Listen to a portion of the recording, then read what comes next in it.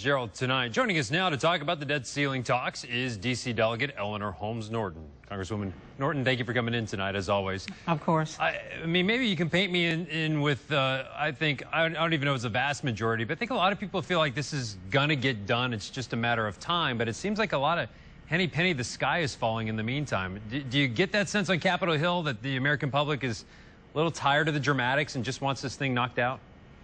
For sure, and the sky is falling because I have a feeling we're blowing past this deadline right now, and that we're going to have to pass some short-term something and then kind of fix it within a few days. That's just how close it's getting. I can't imagine why Speaker Boehner is still playing to his base when the president will veto the very bill he's now spent the whole day working on, and the Senate leader has said that it cannot pass the Senate, and the Senate Majority Leader, Mr. Reid, has a better bill with more savings in here. Right, that's sort of the one way is the right way kind of argument, I understand, but can you guys not work on this when it doesn't come up to 6 days before the deadline? That's the problem.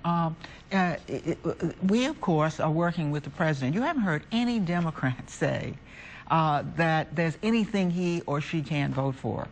And now you have the Republicans saying they will not vote for any spending, and then you have a bunch of Tea Party people coming up to the Hill today, and what is happening right now as we speak is that Republicans are raising their right hand not to the Constitution but to the Tea Party.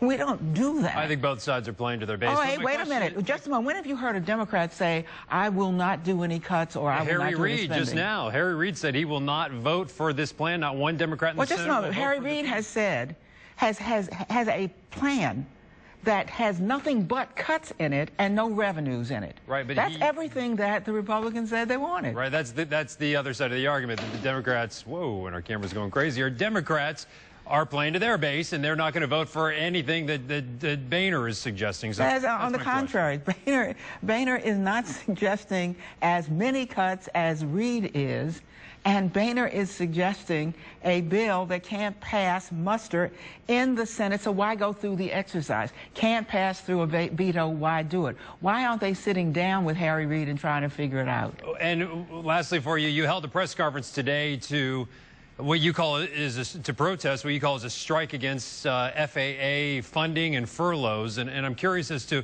why you're taking on that in this time. Yeah, guess what? Business has to go on.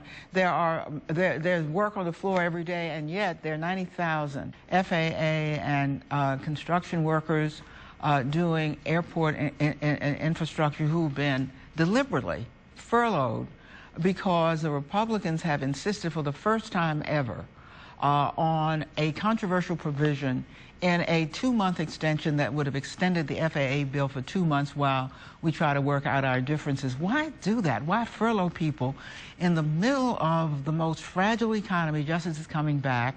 Affects 35 states. The reason I led this press conference is that it disproportionately affects this region. A quarter of the FAA workers are in this region. We have one of the biggest airport construction projects at Dulles in this region. Already we know that Maryland and Virginia in particular are likely to be affected by the debt ceiling debacle, and they will certainly be affected.